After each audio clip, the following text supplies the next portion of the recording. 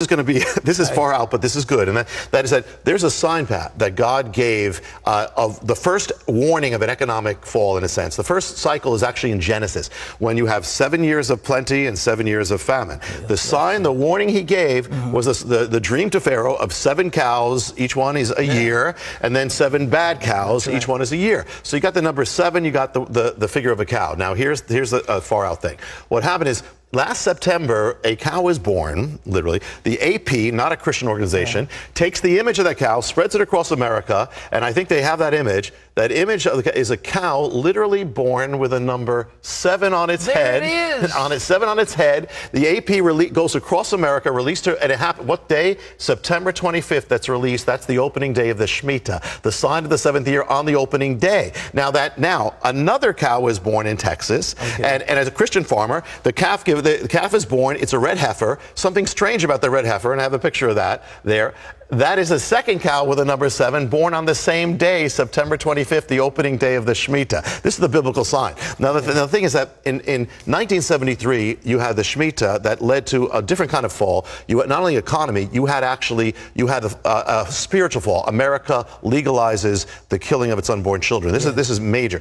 This year, 2015, has been just as significant. Something very major has happened. And this is very significant, and that is, in the Bible, one of the signs that precedes judgment is the act of desecration. Ezekiel's taken to the temple of God, and he's shown idols all over the temple, and God says judgment's coming. In Daniel's in Babylon, the king says, we're going to take the vessels of the temple of Jerusalem, the holy vessels, and we're going to drink from them, and we're going to drink to the gods. At that moment, the hand appears, handwriting on the wall, this night is judgment. So the act of desecration precedes judgment. Desecration, to take something made for God, to turn it against its purposes, and turn it against God. Well, another vessel holy of consecration is marriage. Marriage is of God. It is his vessel. If you take that vessel and you turn it against its purposes and turn it against God's purposes, it's an act of desecration. About 2 months ago, America crossed the line. The Supreme Court strikes down marriage as we know it. Act of desecration. All across America, this is celebrated with a sign of the rainbow. The rainbow doesn't belong to man or an organization of man. The rainbow, it belongs to God. It is his holy, holy vessel. And yet to take the rainbow and use that as a celebration of this first desecration is a double desecration.